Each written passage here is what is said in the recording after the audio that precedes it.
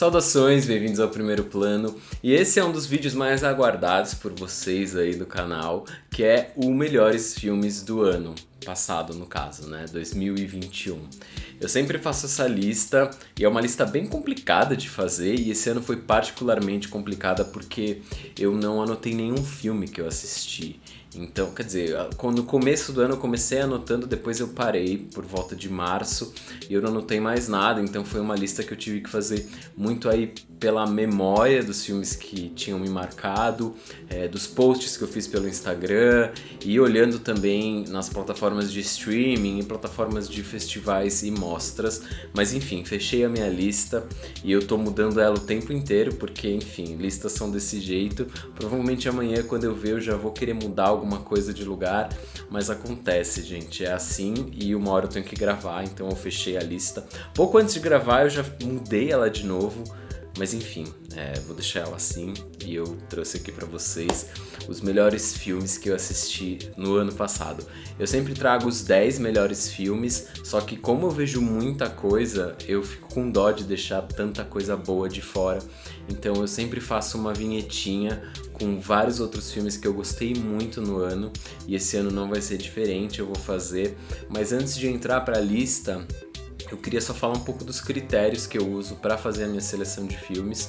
Antigamente eu fazia de filmes que tinham estreado nos cinemas brasileiros no ano, só que a partir do ano passado, por conta da pandemia, eu mudei um pouco esses critérios, então eu só vou colocar na minha lista filmes que ou estrearam nos cinemas brasileiros em 2021 ou filmes que entraram em plataformas de streaming ou plataformas on demand, enfim, qualquer plataforma aí digital, mesmo mostras e festivais que aconteceram tanto de forma presencial como de forma online. Então, vamos lá. E agora eu vou deixar vocês com a vinheta do 26º ao 11º lugar. Filmes que eu gostei muito, mas que acabaram não entrando nos top 10. Então, daqui a pouco eu volto.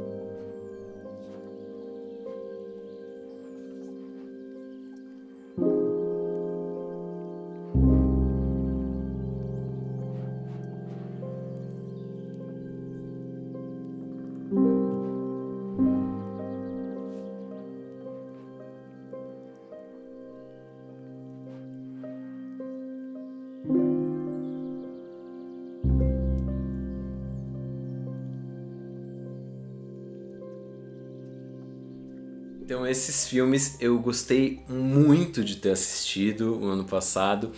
Vários deles já estão disponíveis em plataformas digitais. Os que ainda não estão ou devem entrar em breve no cinema, porque o Vim mostra o festival, ou eles já devem entrar nas plataformas, então eu sempre gosto de fazer essa vinheta para ficar registrado e vocês ficarem de olho, porque foram filmes que eu gostei muito. Porém, eles ainda não entraram nos meus top 10, que é o que eu vou começar a fazer agora. E eu já vou entrar no 10º lugar, um filme que eu gostei demais. Eu tô falando de Quo Vadis Aida, que concorreu ao Oscar ano passado na categoria de melhor filme internacional, não levou. Esse filme é dirigido pela Yasmila Sbanic e eu fiquei impressionadíssimo. Esse filme vai contar a história da Aida, que é uma tradutora da ONU que está trabalhando num momento particularmente difícil da história, que é a Guerra dos Balcãs, e ela tá numa base da ONU na cidade de Srebrenica durante a invasão da Sérvia. Então ela tá segura dentro dessa base, só que toda a família dela tá para fora. É um momento realmente tenso que ela precisa, enquanto resolver questões diplomáticas ali que estão fervilhando, né, acerca da política do país, ela precisa também tentar de alguma forma salvar a família dela do fogo cruzado. Esse é um filme tenso, com ritmo preciso e com uma das maiores atuações do ano passado. A atriz principal desse filme está sensacional e com certeza é uma das atuações mais poderosas de 2021. A diretora, ela tem total controle do que ela tem em mãos e ela consegue com isso deixar o espectador na beira da cadeira num filme que é tenso, num filme frenético, com um final devastador. Assistam esse filmaço. Ele atualmente está disponível no Telecine Play e na Globoplay. Em 9º lugar, eu vou colocar uma série, e olha só que surpresa e que inovação, mas tem um porquê de eu colocar essa série aqui. É uma série antológica de 5 episódios, mas que também são tratados como 5 filmes, né? Tem episódio que tem mais de 2 horas de duração. E eu tô falando de Small Axe, que é encabeçado pelo Steve McQueen, que já dirigiu 12 Anos de Escravidão, Hunger, Shame... Enfim, e eu gostei demais dessa série. É uma série que vai falar sobre questões raciais, sobre preconceito em Londres de aproximadamente 1968 até 1982. Cada episódio é independente, vai contar uma história diferente, mas todos eles são bastante potentes. Principalmente 2 deles que eu gostei particularmente, que foi o Lovers Rock, que é o episódio 2, e o Education, que é o 5º e último episódio. Foram 2 episódios que eu gostei demais e é uma série que trata o cinema de fato com muito respeito, assim. É uma série bastante cinematográfica nas questões da linguagem, não só na duração, né, como eu falei.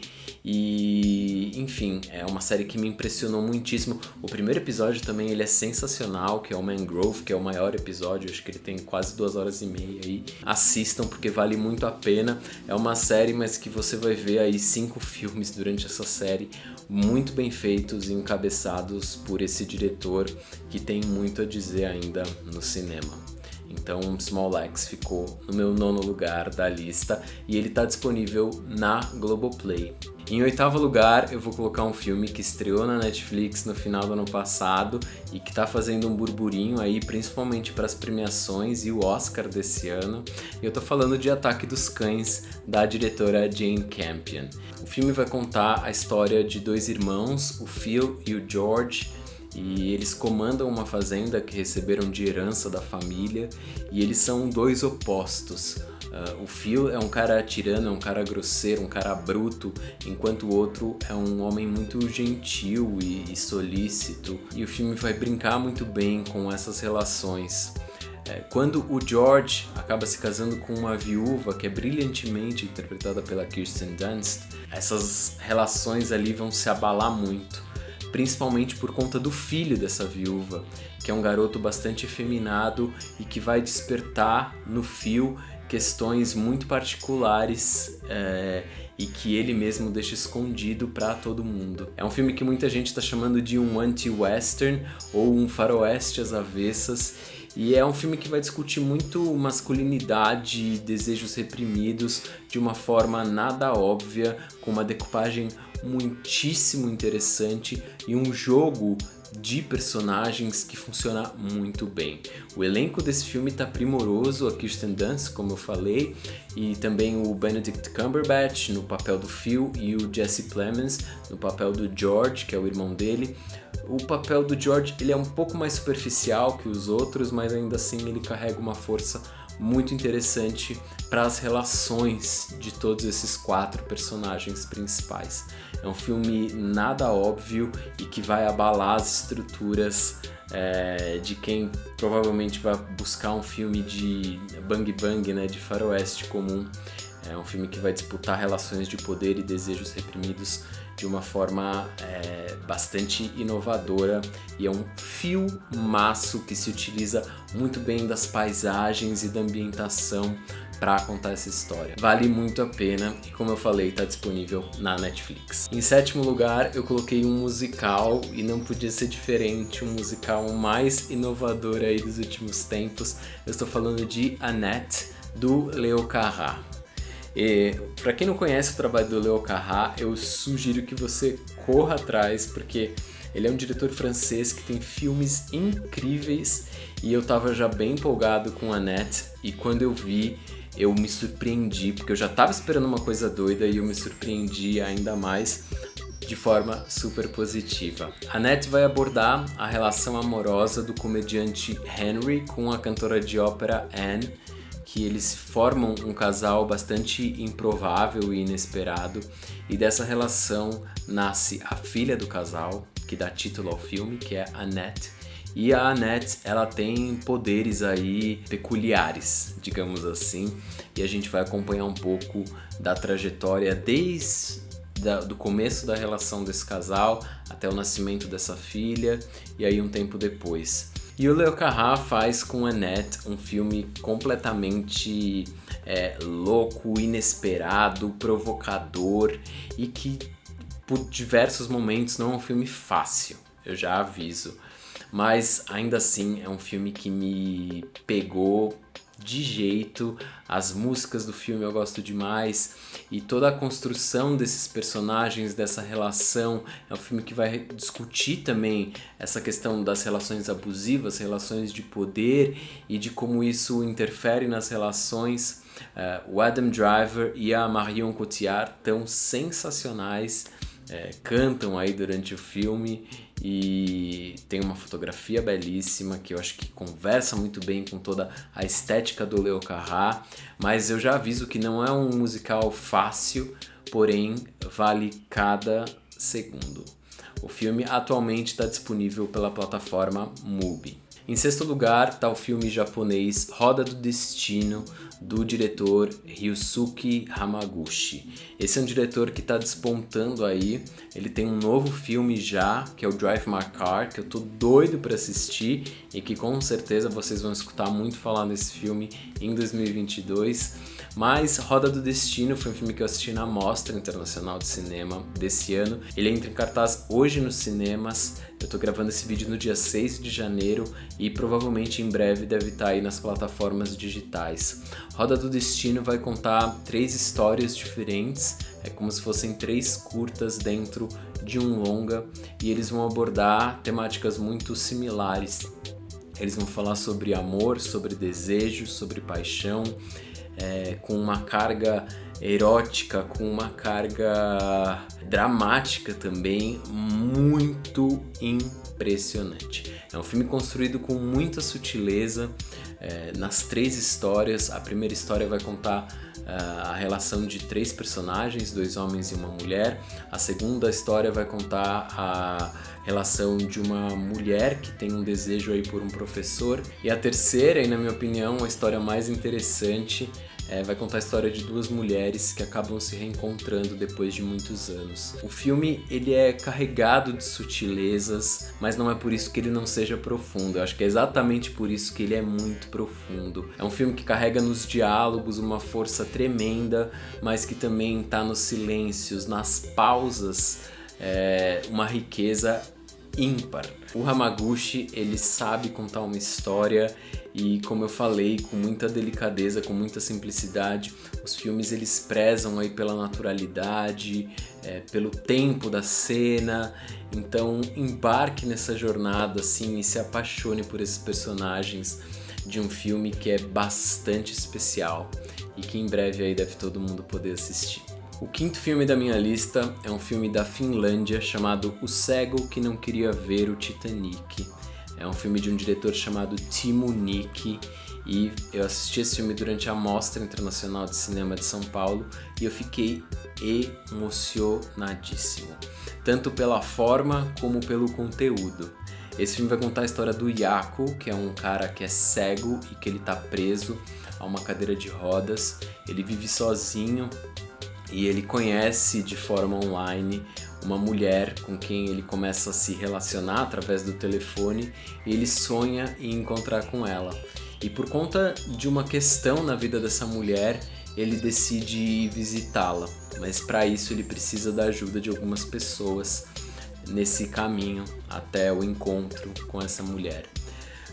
O Timo Nicki, ele consegue pegar essa premissa que é muito simples e transformar num filme cheio de alma e de um coração gigante. Esse personagem Jaakko, ele é apaixonante, é um cara que, apesar de todos os problemas, é um cara bem apaixonado pela vida. E o Timo Nicki, ele pega isso e consegue, através de uma estética única, a gente tem a câmera sempre nesse personagem, num plano muito próximo a ele, uma lente que desfoca muito a imagem, então ele coloca quase o espectador no lugar desse personagem. O design de som também funciona demais para que esse filme funcione, né? E ele é impecável, o design de som na construção narrativa desse filme. É um filme bastante especial, muito simples, mas que eu acho que ele consegue conversar muito bem forma e conteúdo de forma magnífica. E o ator que faz o Jaakko, ele é sensacional e é só você pensar que é o filme inteiro praticamente na cara desse personagem. Filme lindo, lindo, lindo, que me impressionou muitíssimo. Não tenho notícias se esse filme vem para alguma plataforma, talvez seja o filme mais difícil aí de ser encontrado dessa minha lista, mas eu torço muito para que sim, porque todo mundo deveria ver esse filme e se apaixonar por essa história. Em quarto lugar, eu coloquei um dos filmes mais premiados do ano passado e o grande vencedor do Oscar do ano passado, e eu tô falando de Nomadland, da Chloe Zhao. Esse filme, ele me tocou muitíssimo e continua me tocando muitíssimo.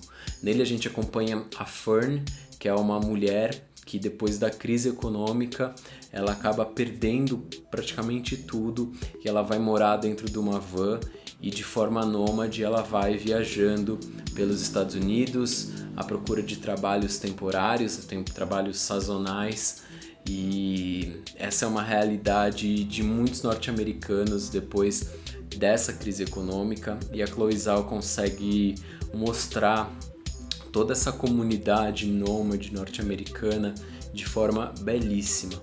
O filme tem um tom quase documental, é um filme muito simples que carrega uma força gigante em situações do cotidiano desses personagens. Não é um filme com grandes acontecimentos, não espere grandes dramalhões, nem nada disso. É muito pelo contrário, o filme emociona pela sua essência de ser simples. E isso é muito difícil de ser feito e eu acho que a Chloe Zhao conseguiu fazer muitíssimo bem. A gente tem a Frances McDormand no papel dessa mulher, da Fern, e ela traz uma atuação que é de emocionar. Uma das melhores atuações da Frances McDormand, na minha opinião. Ela carrega assim, o filme nas costas, transborda humanidade, transborda simplicidade e tá aqui no meu quarto lugar da lista. E o filme atualmente pode ser assistido na plataforma Telecine Play e na Globoplay.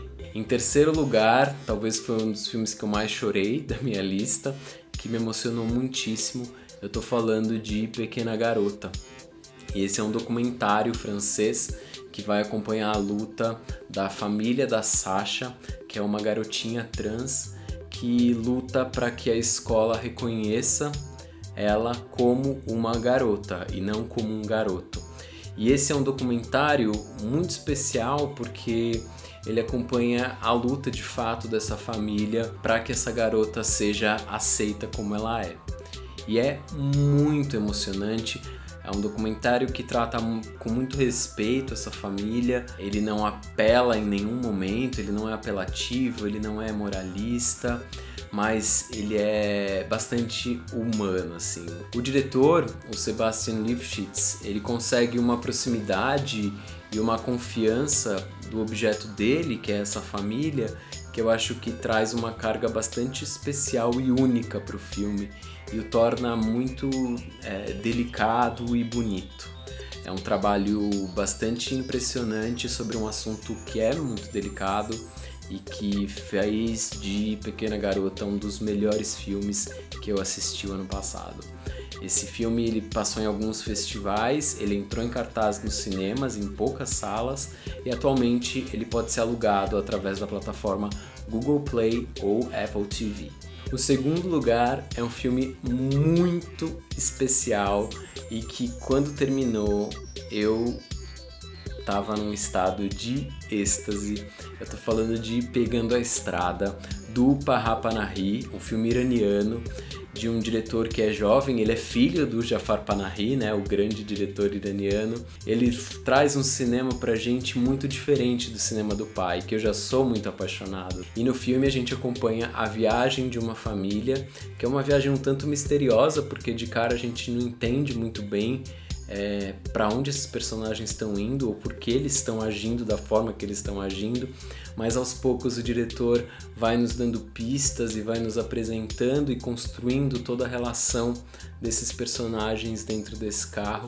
É um filme brilhante que trabalha com uma certa inocência, uma certa magia. Dentro desse carro tem a mãe, o pai, o filho mais velho e o filho pequeno, que é uma criança, que é um personagem muitíssimo cativante, assim. O personagem faz o filme, carrega o filme nas costas. É um filme incrível. Eu tenho muita vontade de reassistir esse filme.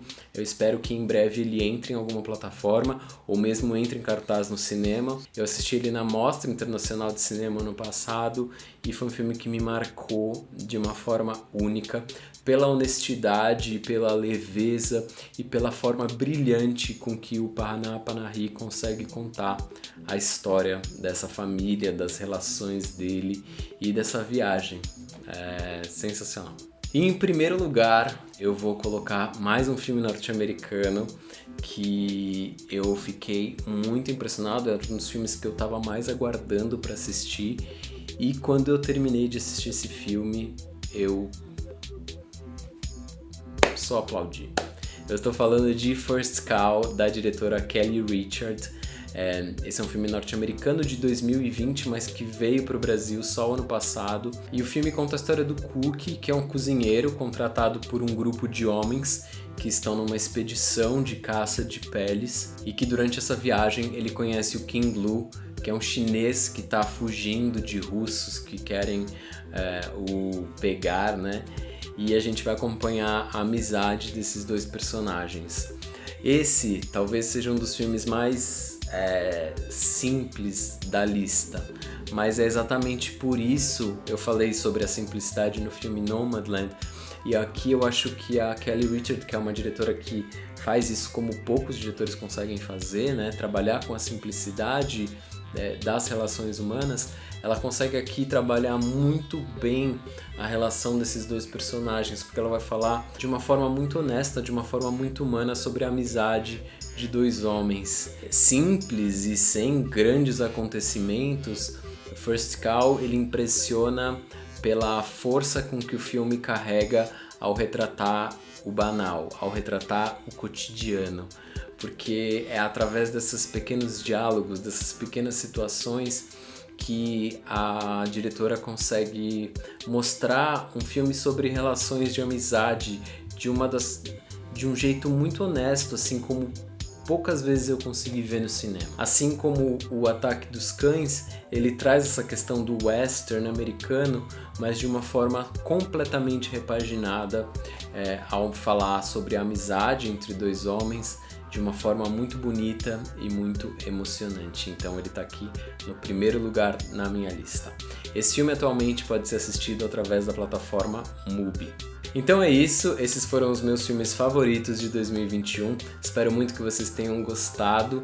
Quero que vocês me escrevam aqui embaixo se você já assistiu algum desses filmes, o que você achou, e me falar quais foram os seus filmes favoritos do ano passado, porque eu vou adorar saber. Eu vou deixar aqui também o meu Pix, caso você queira contribuir de forma financeira aqui para o canal, com qualquer quantia, com qualquer coisa. Eu já vou ficar muito agradecido, isso me estimula a produzir cada vez mais conteúdo por aqui. E eu também vou pedir para você me seguir pelas outras redes, caso você não siga. E não esqueça de curtir o vídeo, compartilhar, ativar as notificações para você sempre saber quando tem vídeo novo. E é isso, gente. Um beijo e até mais.